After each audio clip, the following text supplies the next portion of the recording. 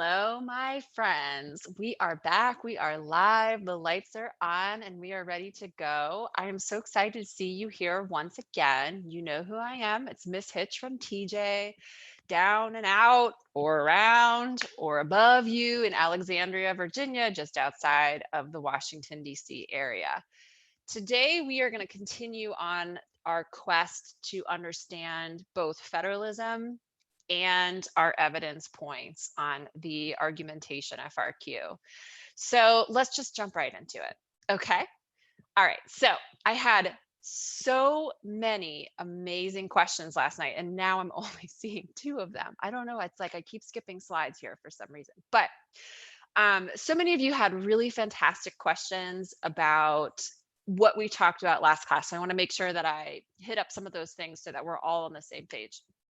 So my friend here, Little Miss Geek Girl, asked a question about whether or not both pieces of evidence can come from the list provided. So that is, if we're looking at our prompt and they say, talk about the Declaration, talk about letter from Birmingham jail, talk about the Constitution, you can have both of your evidence pieces come out of those documents. Absolutely. You can also extend it so that they come from any of the other required 9 documents. You also can talk about any of the 15 required cases, and you can also talk about anything that you learned about in class. And I'm going to talk to you a little bit. Remember, we have to make sure that we name our evidence pieces before we start talking about them, so that it's clear that it's not just an opinion, but that it comes from a sourced document. Question 3, again, I have to go back and look at what question 1 was, but question 3, there was this really great back and forth between Luke here and it looks like an AP teacher, possibly his, where the question was, can I talk about more pieces of evidence if I'm really not feeling confident on my B2, B4?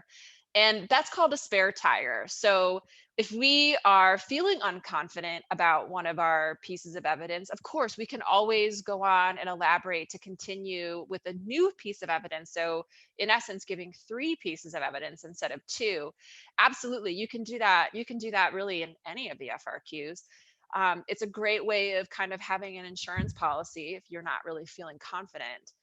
The great point that is made here is that the AP instructor did recommend that we keep in mind that there's 25 minutes for the argumentation FRQ. So the one concern that while you can do the spare tire, be mindful of your time. And I'm going to recommend to my students, and since you're all my students, I'm going to recommend it to all of you, that you always keep a timer going at your own pace too, of where you are. And kind of have it go off a little early so that you have a buffer built in to make sure that you don't run out of time.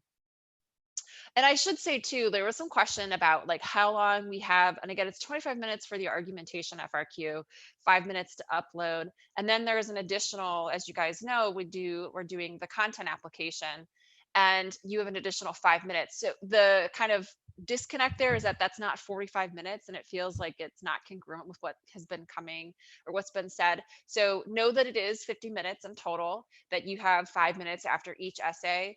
And it's really kind of like some of the courses just have 1 question and then 5 minutes to upload, and we have 2. So the clarification was made, and know that you will have 25 and 15 with 5 minutes to get that stuff uploaded. Okay, so let's take a look at our warm up. Last night, I left you guys with this FRQ that was dealing with categorical versus block grants.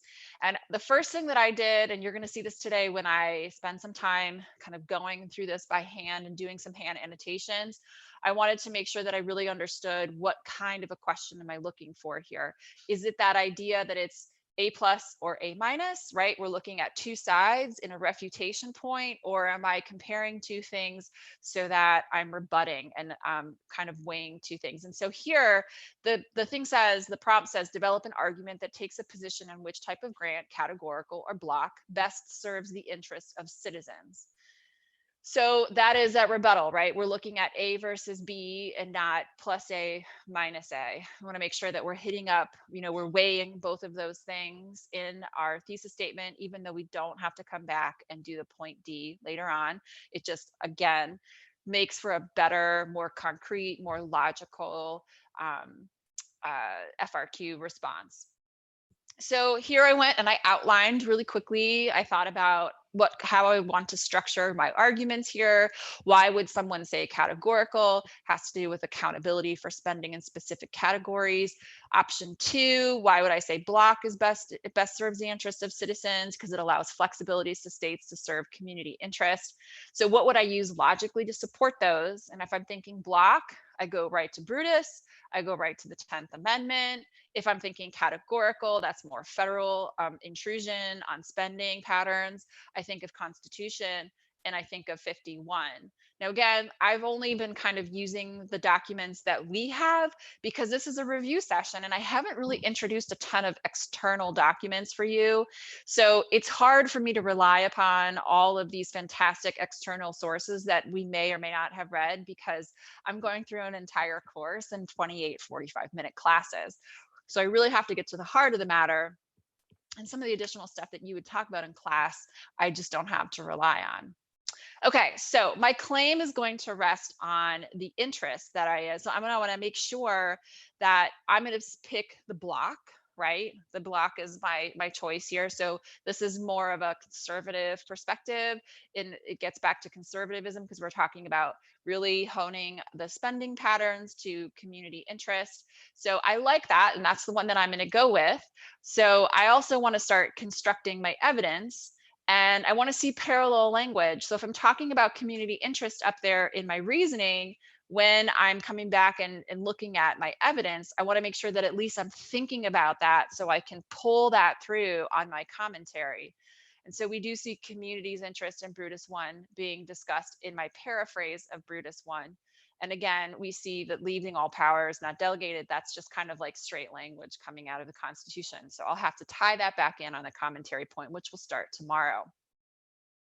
And then I want to convert those into flowing ideas, making sure that I name clearly my evidence, name it before I can tame it. Taming it is taking that evidence and kind of writing it up in a way that supports my claim. So in Brutus, the author makes a strong argument that small constituencies are better than large constituencies at representing community interests. Again, I'm going on to elaborate further about Brutus's writing, where Brutus goes on to point out that elected officials know their communities better and it is easier for officials to know the opinions of their smaller communities. I felt that that was an important point that I wanted to emphasize. And again, it's not my idea. It's not me drawing a conclusion based on what Brutus said. I'm furthering the point of Brutus's own ideas so that they are tailored to the needs that I have in my response to support my claim. All right, B2, B4, I'm looking at the 10th Amendment. So the 10th Amendment was added to the Constitution to ensure that power is not delegated to the national government reserved for individuals and or states to exercise in their own interests. Again, using that language of interests. And it's my job now to draw conclusions based on that in my commentary, which again, we'll talk about next class. So I want to circle back around and think a little deeper about how federalism affects our ability to pursue our interests, because it always comes back to interests, right? So let's kind of, I want to have like this thought experiment where I want you to think about who you identify yourself as being a part of, right? Are you a member of your community, the people that are closest to you? Usually we refer to that as the city that you live in or the county that you live in, or perhaps even the state. Like when you introduce yourself to other people who you don't know and are meeting for the first time, where do you tell them that you're from? Do you use the term I'm an American, or do you say I'm I'm from Rhode Island, I'm a Rhode Islander, or I'm a Floridian? Those are kind of interesting questions that change, I guess, based on who we're talking to and what level of knowledge they would have about our community. But it also gets back to this idea that in federalism, we have dual identities that we can rely on that come from this idea that you have two spheres of governmental powers being exercised over you at the same time.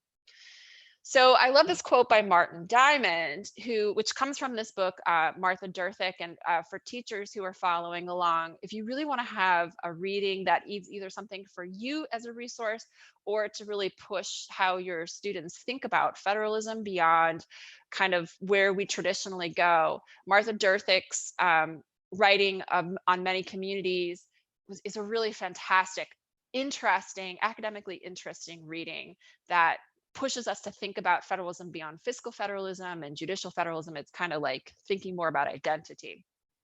So anyways, Martin Diamond is a political scientist. He talks about, so is Martha Derthick, but he talks about federalism is always an arrangement pointed in two contrary directions or aimed at securing two contrary ends. One end is always found in the reason why the member units do not simply consolidate themselves into one large unitary country, which, remember, we talked yesterday, that was an option that was on the table. Everything was on the table, and we firmly rejected that. The other end is always found in the reason why the member units do not choose to remain simply small autonomous countries. And again, that is getting back to the Confederacy that we existed in from 1776 until 1789. So we had choices, and we chose the third option, which is a hybrid between the two, because both of those perspectives offer us advantages that not only enable us to pursue our, all of the things that we think are important, our economic livelihood, our cultural identity, so on and so forth, but it also does it in a way where we're trying our hardest to restrict tyrannical actions taken by a single person or a community or the majority or whomever it might be. There's a lot of fail safes in it. And again, it gets back to the Madisonian system of government. So we talked last class again about the idea that these powers, reserve powers of the 10th Amendment, the exclusive powers coming out of the enumerated powers in Article 1, Section 8, and then you do have some overlap in these concurrent powers. They're exercised, all of this is exercised at the same time, but almost never with the same sovereignty. Like, we don't see, taxes being collected together by the federal and state governments for the purposes of whatever. Like, they're separate sovereign entities exercising, well, I should say semi-sovereign on the states component, but they're exercising those powers that have been delegated to them by the people. And those are really important because of the way that we've structured the Constitution, and in particular with the Commerce Clause, we have an ability with the Commerce Clause and the Necessary and Proper Clause to really start to kind of spread apart or to expand federal government into issues that we traditionally, under the dual federalism system, had left to decentralized localities. And the question that I think is really interesting for us to think about here is, why would we do that? I mean, why would we make that choice? Especially if you go back in our early history, when you talk to what we would say Americans today, and you ask them where they were from, they would say, I'm from my state, but I'm also from the United States, which really emphasizes that you're of these small decentralized communities, right? And so why was this so important to us? Because this was a domestic agent that was doing and providing for us the most core services that we were interacting with on a daily basis. Things like creating roads and other methods of transportation to benefit our economy. Things like providing education. Things like policing, regulating our economy, health issues, poverty relief, elections, and becoming agents of socialization, that political socialization that we've talked about.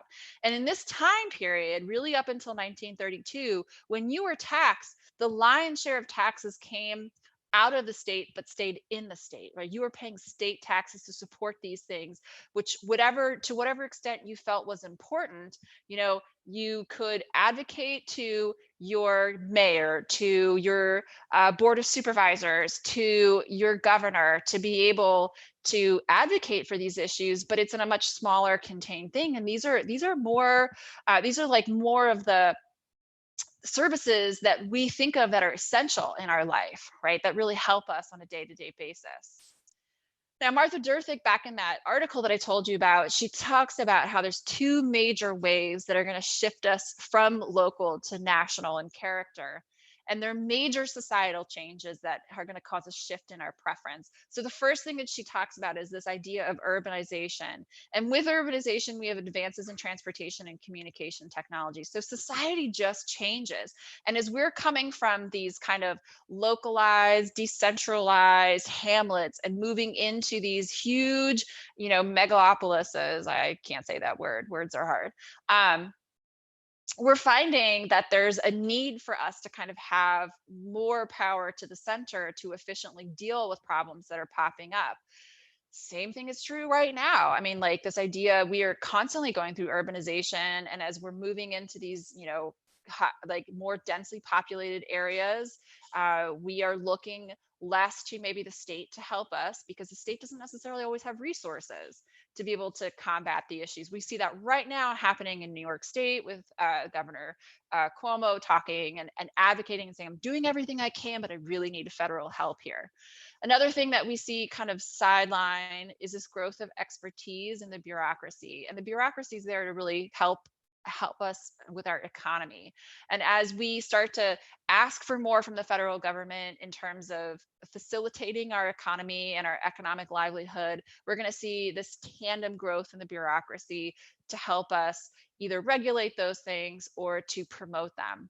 Then we also see this huge progressive era reform that has drastic economic implications. Things like building road infrastructure, which traditionally had been left to the states, poor relief for the Great Depression when states just didn't have the resources to be able to deal with a 25% unemployment rate, efficiency and relocation, like all of these things start to kind of come together where we're constantly looking less to the states, but more to a national entity to be able to universalize some of these policies.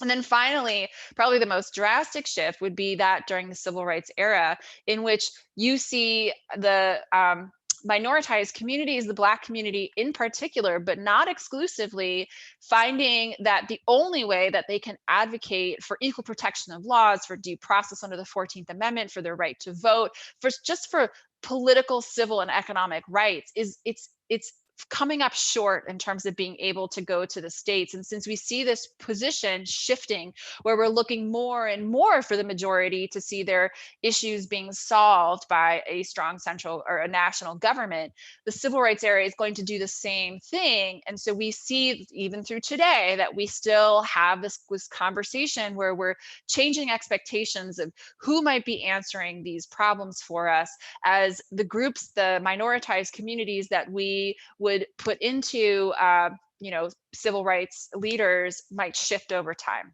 So that means that we are becoming more national in our identity. Not saying that we don't identify that by the state we live in, but we emphasize the America component in that title very much so, as we're an American citizen and not a citizen of the United States. So it's semantics here, but United States puts forth the idea that there's these individual states. America, we're erasing all of those boundaries and we're really seeing ourselves as one people, despite the fact that we are we're still so culturally diverse from jurisdiction to jurisdiction. If you live in Wyoming, you are going to have very different cultural expectations from somebody who lives in Nevada versus someone who lives in Iowa versus someone who lives in Vermont. Like these are just, our culture shifts, but yet we still are more likely to say national. So again, all of these are predominantly going to be informal changes, although we do have some really critical formal changes, the 14th Amendment being the most important. But the rest of this we see is just kind of like the informality of just government operating and creating kind of precedents and traditions and things like that. Congress legislating, changing the exact balance between the president and Congress, so on and so forth. So all of these become really critically important components. Of course, we should look to what have the courts done as well, because they are going to be interpreting the Constitution. And when we're looking at that, we call it judicial federalism, as opposed to what Congress traditionally and the president traditionally do, which we might say is more fiscal federalism, where they're using money to incentivize stuff. The courts are getting involved as well, and they're using judicial federalism. So I think of two major centralizing justices who've had this power and have used it to kind of bring us to the center at very different times in American history, the first one being John Marshall, the second one being Chief Justice Earl Warren. So Chief Justice John Marshall, he's going to unify the court through the majority opinion. It was a really awesome maneuver used to be able to kind of like prevent Congress and the president from picking off justices, the 6 justices on the Supreme Court. There were 6 at that time. So instead of speaking with 6 different voices where you can start to kind of say, well, I like what this guy said, but I'm going to discount what this guy said. Chief Justice John Marshall was the first one to say, we're going to write with one voice to the best of our ability unless we disagree, because if we're speaking with a unified voice, it's better precedent and it's better understanding interpretation of the Constitution, protects us politically. We're also going to see, as you guys know, he's going to have this expansive interpretation of the Constitution that steps outside of, really for the first time, of a literal reading of the Constitution. The first one being Marbury versus Madison. So Federalist 78, I know you guys have read that one. That in that document, Hamilton talks about how the court, he doesn't use the term judicial review because as a word, it doesn't exist. It doesn't exist until the early 20th century. But this idea that the courts can take action by looking at which law is supreme, they logically have to make a determination of which law we're going to listen to. That is kind of the fetus of judicial review. And we see it in Federalist 78. Although Hamilton's like, it's not that big of a deal because like we can't enforce anything. We're just going to say what we think it means, but it would take action by the political branches to do anything about it. So while he says it's, kind of alludes to the fact that that might exist through the supremacy clause, Hamilton will not be the first one to kind of cement it, and it's not verbatim in the Constitution. We wait until Marshall hands us the decision in Marbury versus Madison. And again, one of the concerns that Brutus had was that this action would be done by the courts. He talked about it, although not using the term judicial review. He talked about it in Brutus 1. And it won't be until 1810 that Brutus's worst fears will come true in Fletcher v. Peck, where we see extension of judicial review to state actions when they are in conflict with the supremacy clause. McCulloch v. Maryland is another one of our core cases that we have to know, in which the federal government is supreme within its sphere of action, right? We know it's the Bank of the United States. We know there's a lot of stuff going on here, but it's this, that they're cementing that when there is an exclusive or an enumerated power given by the Constitution to the federal government, there should be no question in terms of who is supreme in that action. It will always be the federal government. And Gibbons v. Ogden is an important one too, because Gibbons v. Ogden is going to set the table for us understanding what commerce means and what it entails. In this case, Gibbons v. Ogden, Marshall is going to refer back to language that we saw actually from James Madison's Vices, where he said in both of those, they talked about commercial not just as like sale, right? Like exchange of goods and services, but it was this concept of commercial intercourse where we're expanding it out to, well, what is commerce beyond just you and I exchanging goods? It's this whole network of, well, I have to acquire the materials and I have to take those raw materials and turn them into some kind of saleable bill of good. And in this case with Gibbons v. Ogden, if you're buying a ticket of passage, to what extent or where does commercial intercourse end? Is it really just when you buy that ticket, or is it when I'm ferrying you across the Hudson River? So expanding that term, and we will continue for the most part to see an expansion on how commerce can be used. So Marbury versus Madison, this is like memorizing stuff, but we really, when you do think of the courts, it's important for us to be able to identify what clauses they're turning on, what's the background of those cases. If we were still doing Q3, the critical component on the SCOTUS application or the SCOTUS analysis cases, that you would have to identify clearly what action of the government preceded that case going before the court. So it's kind of like a multi-step thing. Congress passes the Judiciary Act, which expands jurisdiction for the courts. Madison refuses the commission by Marbury. Marbury sues in SCOTUS courtesy of the newfound jurisdiction through the Judiciary Act. And that's what brings us to Marshall's decision that Marbury can sue, just not in this court, because that expansion of jurisdiction under the Judiciary Act is unconstitutional. And therefore, boom, that part of the law is now vacated. And that establishes judicial review, as well as this concept of political question, whereas if the political branches, that's Congress and the president, have a clear mandate from the Constitution to act, the courts will allow them to deal with that, because that gives better opportunity for you and I to represent our interests, as opposed to the indirectly appointed court system. We'll talk more about that later. All right, so then we have the effect it's going to establish judicial review for forever and ever. Amen. All right, so I love this quote from Marshall out of McCulloch v. Maryland. It's emphatically the province and the duty of the judicial department to say what the law is. If the two laws conflict with each other, the courts must decide on the operations of each. This is the very essence of judicial duty, which brings us to, again, looking at McCulloch v. Maryland, knowing the clauses of the Constitution, really that it's a supremacy issue, knowing the background. What did the government do that directly preceded the case coming to court? Congress passed a law making the bus. Maryland doesn't like this. It is going to create competition for Maryland state banks that have licenses to operate there. So Maryland taxes bus bank transactions because they don't like the competition. Maryland sues McCulloch because he refuses to collect and pay taxes for his bank in the I believe it was in Baltimore, but you can MFE me on that one. All right, so then the holding using commerce, currency, and tax powers. Why do we say that this is an opportunity for us to think about judicial federalism? Because this is giving an interpretation of the relationship between the states and the federal government. Here saying, well, we can use commerce, currency, and taxing powers along with the implied powers to create the Bank of the United States. And so long as the resulting action of whatever that law is kind of terminates in the exercise of one of the enumerated powers in the Constitution, we can use the necessary and proper clause to expand how we get there, right? So the end has to be in some kind of enumerated power, but the means to get there is really that Article 1, Section 8, Clause 18. And again, the precedent is it establishes, it's again eroding some of the authority the states might have thought that they had. And out of McCulloch v. Maryland, we see this case. Actually, that first one was I think I had cited the cases wrong, but that's fine in my last quote. The government of the United States then, though limited in its powers, is supreme, and its laws, when made in pursuance of the Constitution, form the supreme law of the land.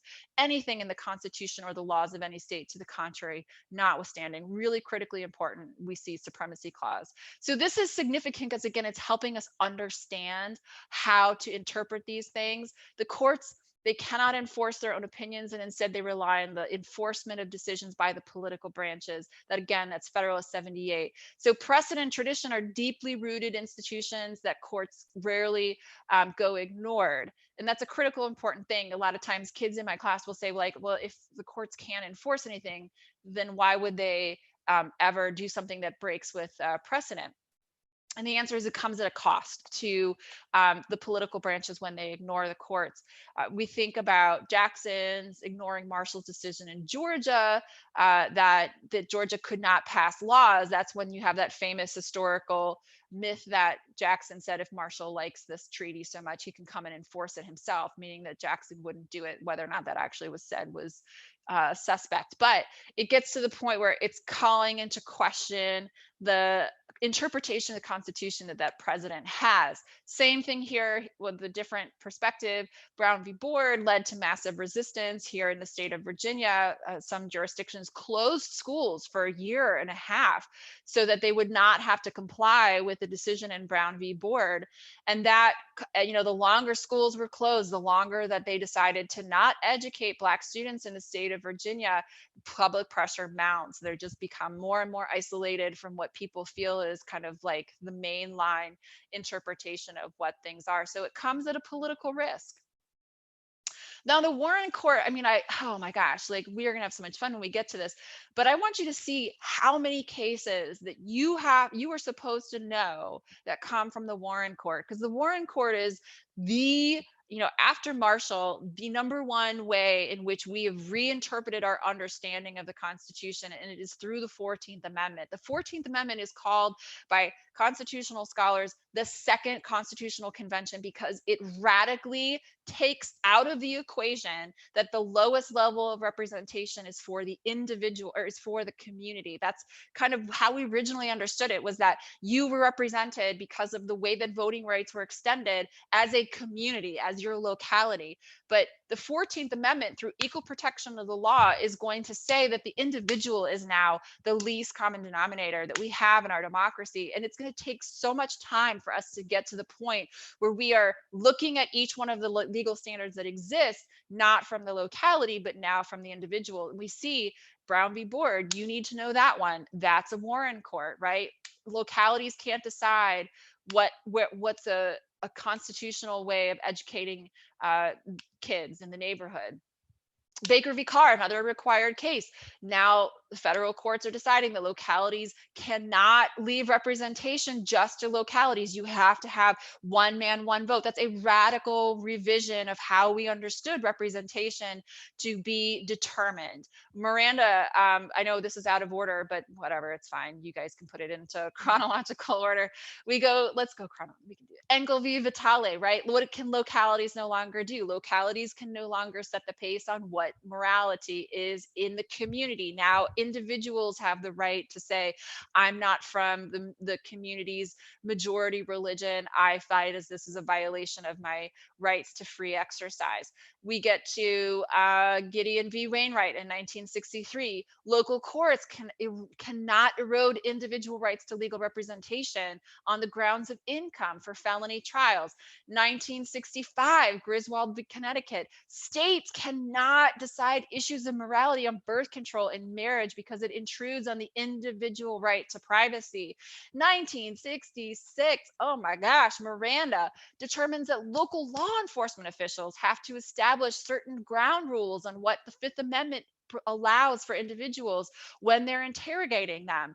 1967, we are now going to say to states that you can no longer set standards of what constitutes a legal marriage, thereby getting rid of anti-miscegenation laws that made it illegal for blacks and whites to be married. Again, eroding locality in favor of the individual. And we see these things will continue to kind of like just blow through the rest of our understanding. We're living very much so in a time where we're still reevaluating and reweighing what these things mean. To what extent should marriage be something that's equal protection? I mean, we look at Obergefell v. Hodges in 2016, I think, or 15, the same thing, right? That's a natural extension. If we're going to say that marriage can't be on the basis of race, then we should say that it can't be on the basis of your sexual orientation. So this is very much so I wanted to point out to you that we are still very much so involved in trying to decide where that balance is between locality and the national identities. And those things are very much so alive in our legislation, but also in our courts as well. And since the Warren Court, we have seen a step backwards to some degree. We've seen a step backwards in the individual right to privacy. We've seen a step backwards in the right to free exercise of religion and some components. We've seen a step backwards in the right to support for religions, where again, like all of these things are going going away from the individual having rights to maybe more community-based definitions. Federal protections on voting rights, right? All of these things are cases that are constantly erupting. I know that I probably should have cited some of those examples, but if you have questions about it, then hit me up on Twitter. I'll try to point you in the right direction. And that final thing is even how we interpret the Commerce Clause. So US v. Lopez is your third case that you needed to know.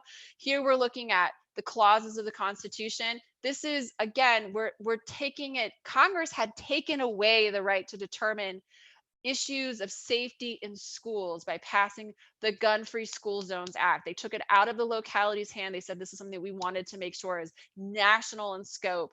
And Lopez brings a gun to school. He's tried at a federal court. He appeals. That's our background. The holding is that Congress went too far.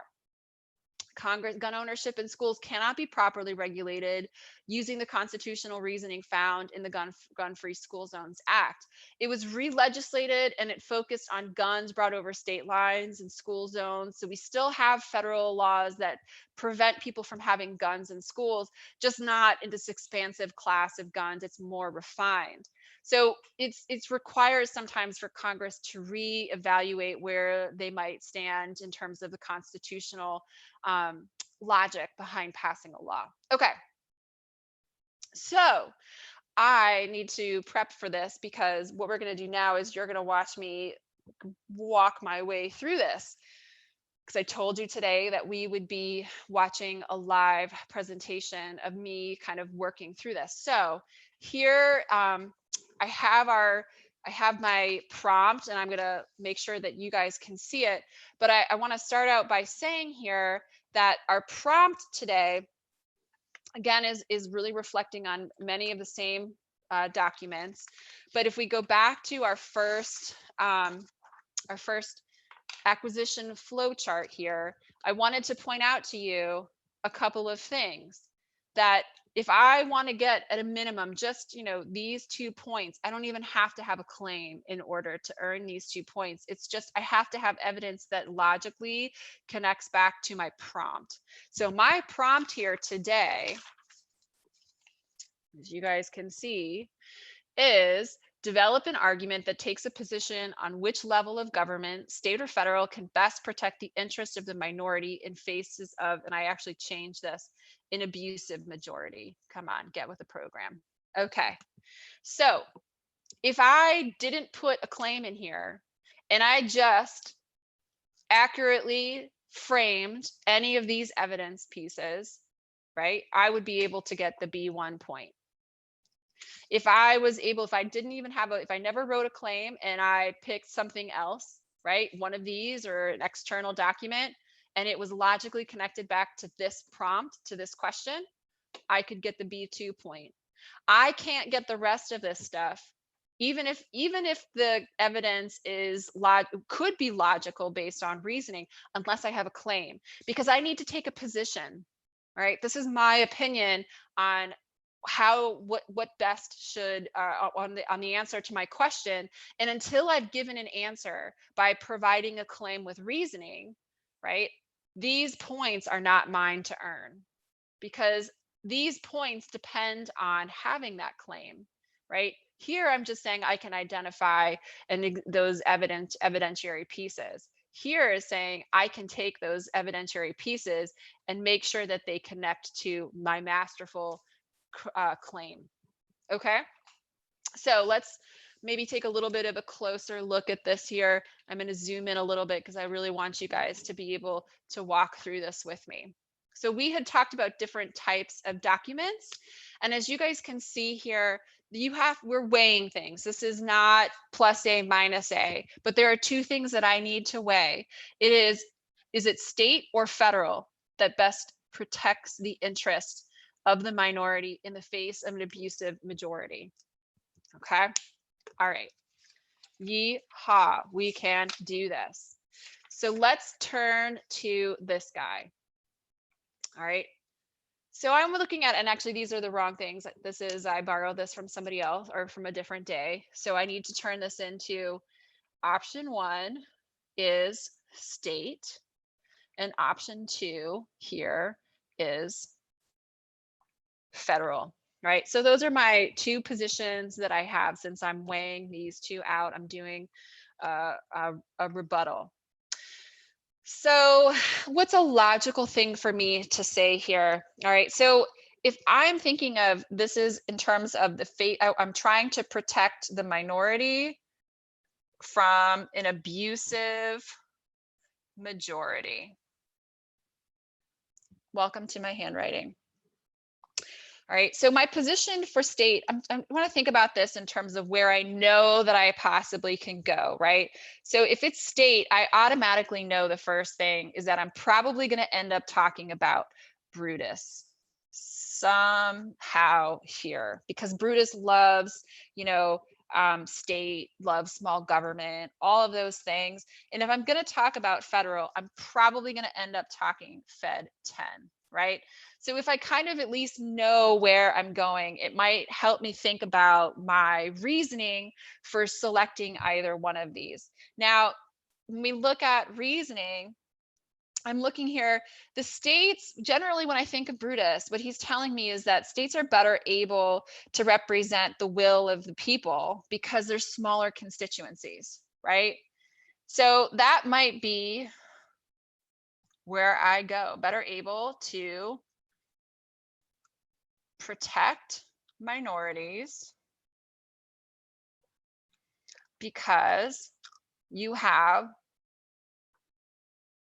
smaller constituencies. Maybe therefore, that's my symbol for therefore, it's easier to pressure or influence or persuade, either or. Okay, so then I come back around to my federal side here, right? And I'm thinking here again, what does the federal government have that might be of interest for a minority? And the first thing I think of is the Equal Protection Clause. Okay, so maybe that's where I want to like center my thoughts here, which means if I'm going to talk about the Equal Protection Clause, I'm probably also going to talk about the Constitution as my second piece, right? 14th Amendment. All right, so why would they be better? What would be something that Madison would say? So Madison would talk about we are able to maybe dilute tyrannical majorities, right? Through national representation, and therefore better ensure equal protection. So again, why is it important that we start here, right? We're clarifying and making sure that we really understand whatever our prompt might be. So I need to kind of outline where I think I want to go here. Brutus, again, he really loves participatory. And again, you know, one of the things that I want to point out to you guys is, and I'm going to like just kind of like woof, like fly these across. I'm pulling out my notes that I have on both documents. So one of the things that I love is I do love iCivics has a really fantastic platform called Study Edge that you can ask your teacher to help you get information, and they break down the documents. So I could use that to be able to help me focus my attention, because you can have your notes in front of you. You just want to make sure that your notes aren't someone else's notes, because if you're pulling word for word, you're running the risk of getting flagged for plagiarizing. So here I'm looking down, I'm looking at my list here with Brutus. I'm going to page 2. One of the quotes that I see from page 2 was that he loves smaller governments, right? So the manners, sentiments, and interests of people should be similar, not a constant clashing of opinions. It keeps good government going, something along those lines, right? Again, Brutus wanted a model of democracy that was more participatory. Republics turn to tyranny because large representative bodies with limited constituencies are not sustainable. So we're looking here for participatory because we cannot, he believes that you cannot sustain equal protection with large bodies, with large legislative bodies, all right? Just inherently, they will tend towards tyranny.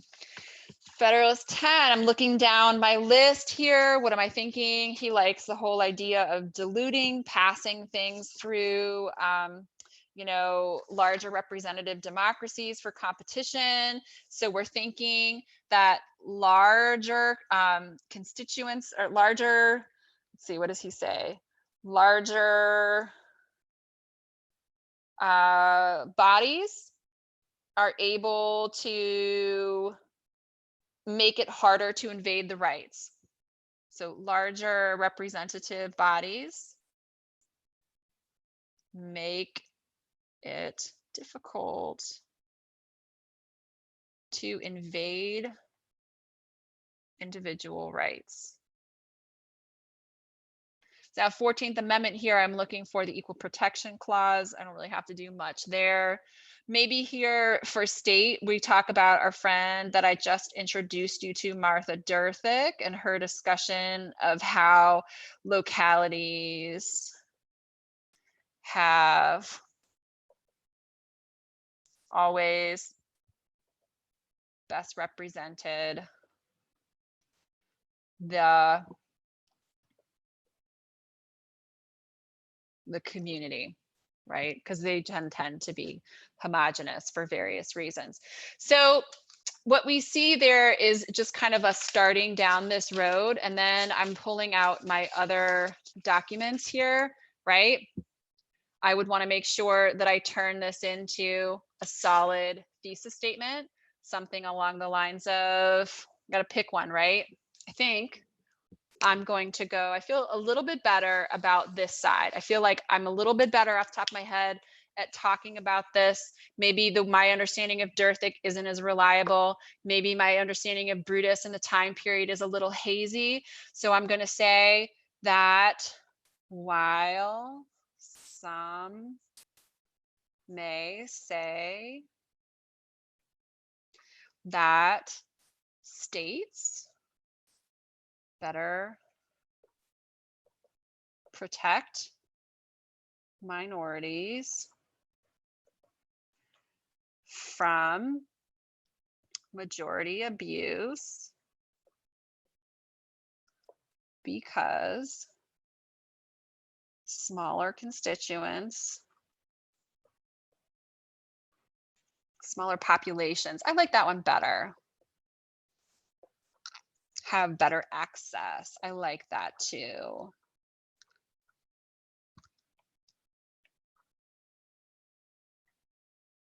Okay.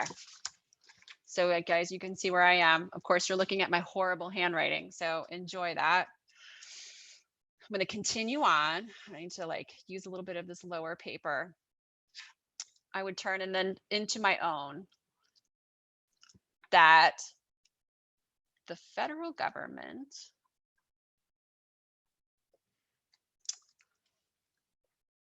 best protects minorities from abusive, did you hear the sentence prompt? Majorities, because they dilute majorities and facilitate, what am I looking for here? Compromise towards equal protection. So that's my thesis. And now I just need to make sure that I'm chucking along here, right? And I actually did. I'm sure that I can go back in the time and really pick out my evidence here, because I've already discussed that I want to talk about just Federalist 10, the idea that large representative bodies make it difficult to invade individual rights.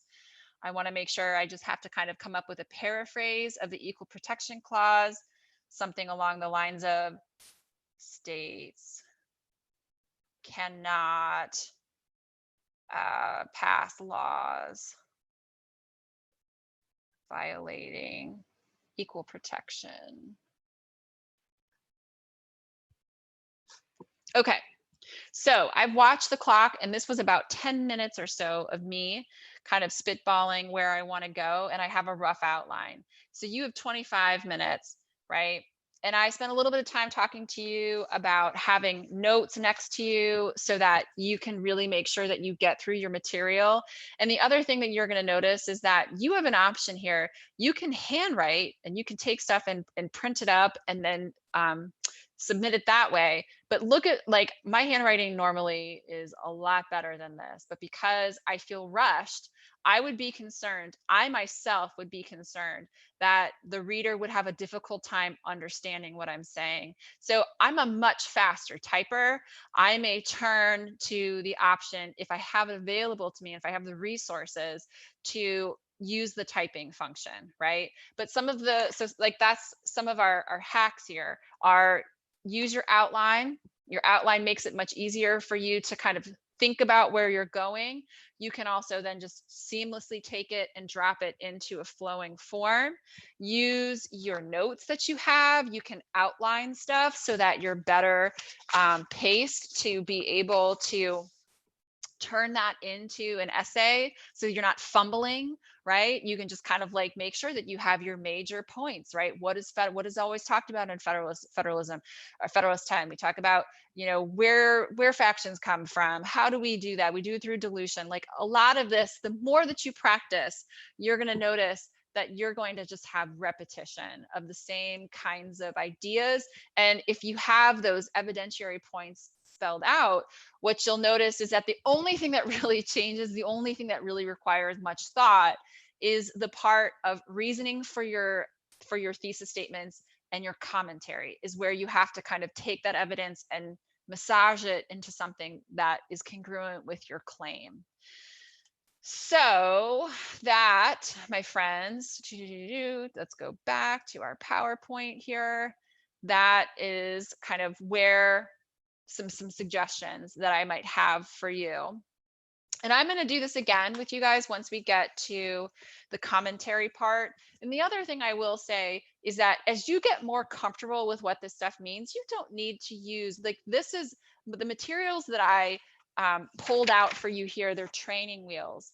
They're things to help you get used to writing in this way. And if you get more confident, please, by all means, you don't need to use this. If you're like, I can just have it in front of me and skip right to where I need to go, that's great. That's just, it's about practice, right? I'm giving you so many of these FRQs. You're constantly able and capable of practicing. Share them back with me, share them back with your teacher of record, get some feedback, but just, it's about being comfortable within those things.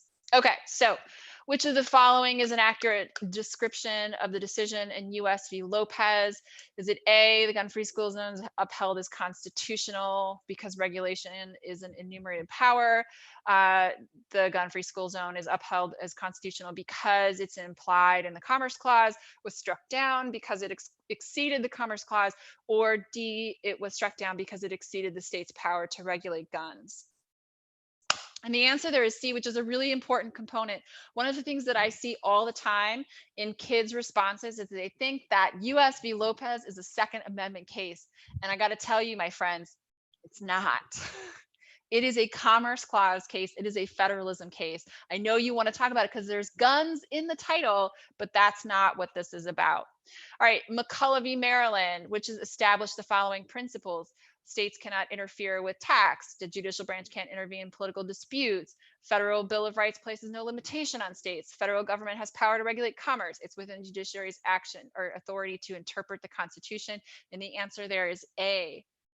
So we went way over today, as I knew we would, because these are two really important components that I wanted to make sure that we fully kind of got. We'll be practicing them more. We'll be working through the tension, the anxiety that comes with doing this stuff live. And what I would like for you guys to do is take a stab at answering this question tonight, which is developing an argument takes a position on federalism, dual or cooperative, better represents individual interests in American democracy. Do you see it's starting to get repetitive, right? Very repetitive. And that is it. So, hey, again, device and internet access for those of us who need assistance so that we can type and not have to write. Please reach out to us at cb.org/tech. Thank you for watching. Stick around. I'm going to be doing more of these things live so that you'll see a final product and not my notes. And here's how many communities writing from Martha Derthick. I hope this was helpful for you guys. I hope you got something out of it today. Please feel free to ask me any questions that you might have. I will talk to you guys soon. Have a great evening. Bye.